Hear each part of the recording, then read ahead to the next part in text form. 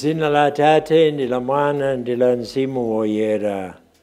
Amen. Ambuye akhale nanu. Akhalenso ndinu nomwe. Takulandirani nonsenu ku programu yathu ya lero tilankhuleni Ambuye. Kudzera mawu a Mulungu Atate akumwamba amakumana ndi ana ake. Ndikulankhula nawo ndi ana ake ndi mawu achikondi chachikulu.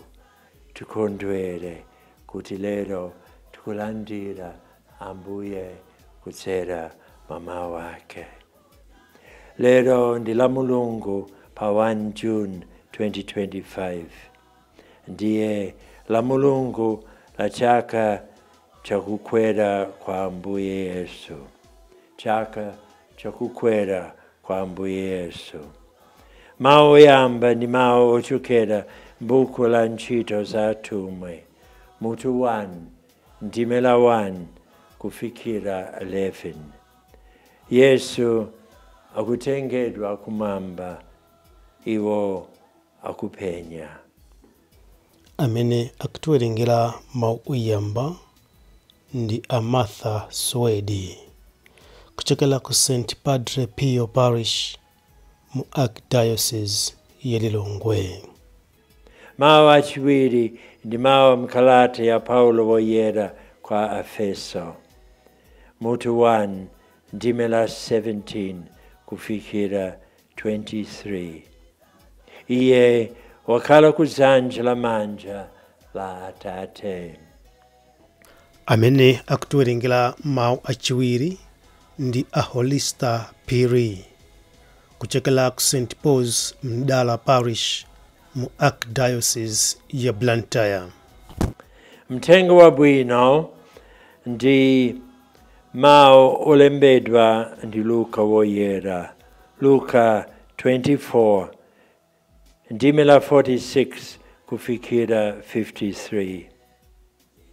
Ndife anthu otsogozedwa kwa Mulungu.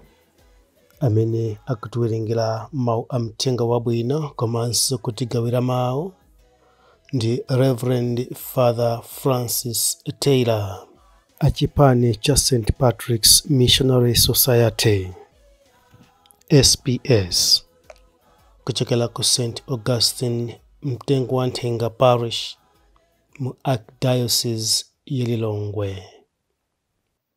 Mawu oyamba. Mawu a m'buku la Ntchito za Atumwi.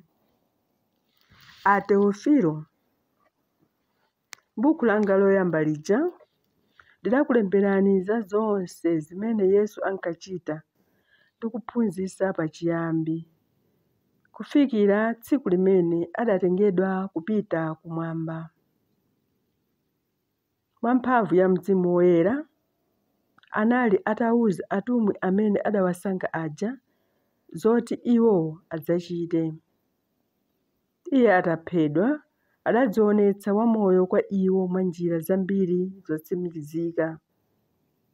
Adawaonekera nalankhula nawo za ufumu wa Mulungu masiku 40.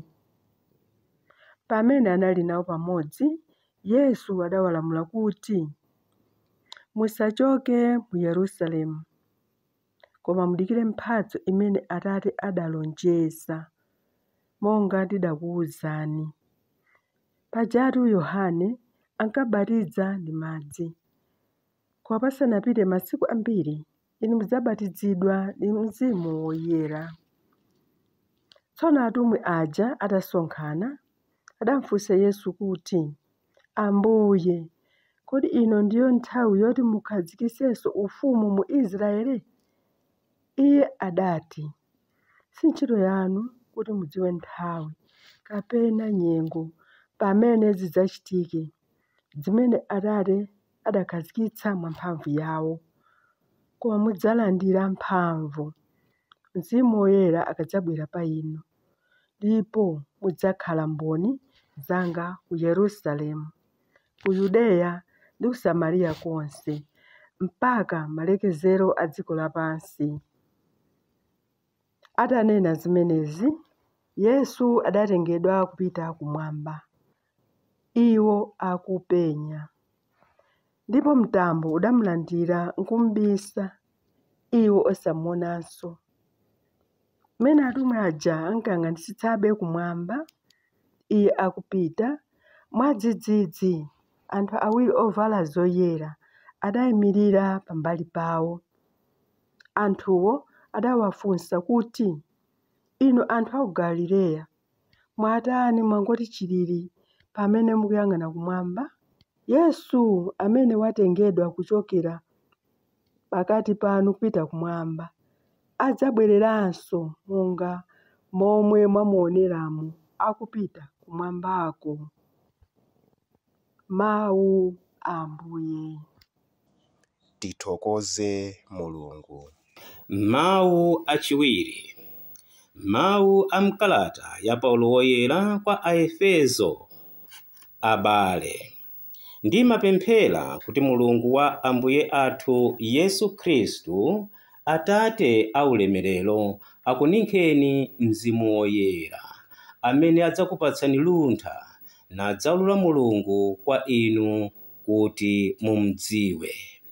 Ndimapemphera kuti Mzimu Woyera aunike m'mitima mwanu, kuti mudziwe zimene mungathe kuyembekezera chifukwa Mulungu adakuyitanani, mudziwe madalitso akulu amene Mulungu amalonjeza kupatsa anthu ake, ndiponso mudziwe mphamvu zake zazikulu zimene zili kugwira ntchito mwa ife omukhulupirira. Mphamvuzi ndi zomwe zija zolimba koposa zimene Mulungu adazigwiritsa ntchito pamene adaukitsa Khristu kwa akufa, namkhazikitsa kudzanja lake lamanja m'dziko lakumwamba.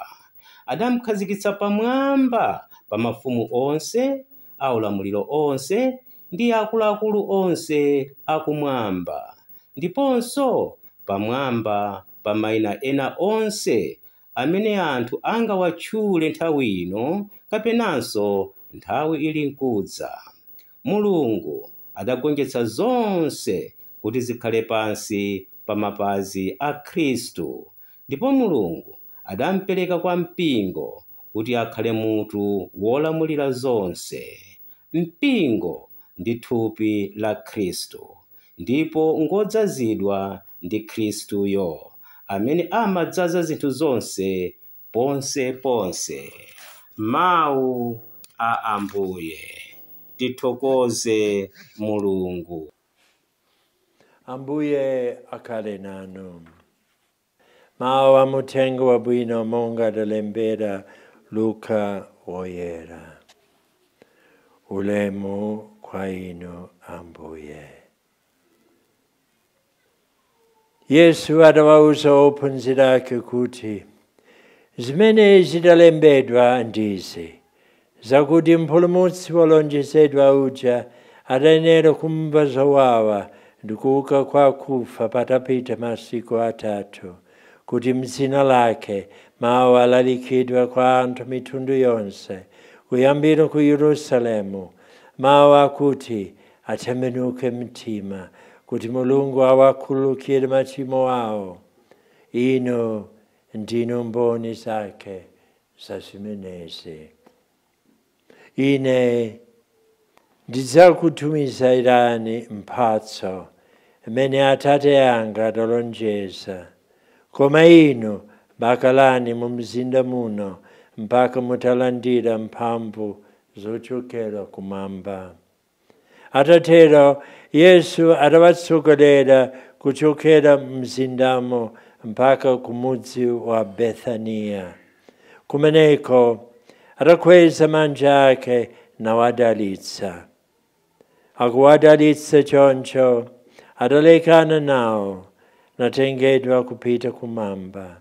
Iwo adamupenyetsa. Pambuyo pake adabwerera ku Yerusalemu ndi chimwemwe chachikulu. Tsono ankasonkhana mnyumba ya Mulungu nthawi ndi nthawi akutamanda Mulungu. mtenga wa Ambuye. Ulemu kwa inu Ambuye Yesu Kristo. Lero ndi chaka cha kukwera kwa Ambuye. Yesu sadachoke mobisa ai. Onse adamuona akupita kumwamba. Inde ndi nthawi yomaliza mene ophunzira ake adzamuona maso ndi maso m'dziko lino lapansi. Sadzaonekanso Yesu pa dziko lapansi chifukwa wakwezedwa wapita kumwamba kwa Mulungu. Akupita kwa Atate ndipo anakwezedwa kudzanja lamanja la Atate. Ndiye kukondwera kwathu kuti iye ali kudzanja lamanja la Atate. Ndiye timvetsere bwino chifukwa chaka cha kukwera kwa Ambuye kumwamba ukutiuza kuti umunthu wathu wafika kale kumwamba, ndipo Yesu amene anali Mulungu ndi munthu pamodzi. Umunthu wake udapita kumwamba. Ndiye kuti umunthu wathunso wafika kale kumwamba chifukwa ife ndife thupi la Ambuye. Ndiye kuti moyo wathu sukhala wa mzimu wokha, koma ukhalanso ndi thupi losafa, thupi lokongola, thupi lopanda mavuto enonse. Yesu wakwera, ndipo pokwera akutikweza ifenso pa umunthu wathu, kuti ife tilandire moyo wina watsopano. Ndiye kumatisonyeza ife chotitonthoza mozama. Pa ulendo wathu Kristu Yesu ndiye amene akuyenda nafe. Ndiye kuti pa umunthu wathu unapititsidwa kwa Mulungu. Kristu Yesu adatitsegulira njira ya kumwamba. Ndiye kukwera kwa Ambuye Yesu adatenga umunthu wathu kuti ifenso ndi thupi lathu limene lidalengedwa ndi Mulungu silidzangobwerera kudoti, koma idzakhalanso mwatsopano, monga mene thupi la Yesu lidaliri iye atauka kwa kufa. Ndiye pokwera iye atikweza ifenso kuti tisavutike ndi moyo uno, kumudziwa kuti malo wathu ndi akumwamba. Ngati tipereka moyo wathu kwa iye, ngati timulola Yesu kutitsogolera, ndiye kuti tidzakhala otetezedwa, tidzakhala nthawi zonse m'manja mwa mpulumutsi wathu, tidzakhala m'manja mwa m'busa wathu woyenda pa dziko lapansi pano. Kukwera kwa Ambuye Yesu kumwamba sikutanthauza kuti sapezeka Yesu pansi pano.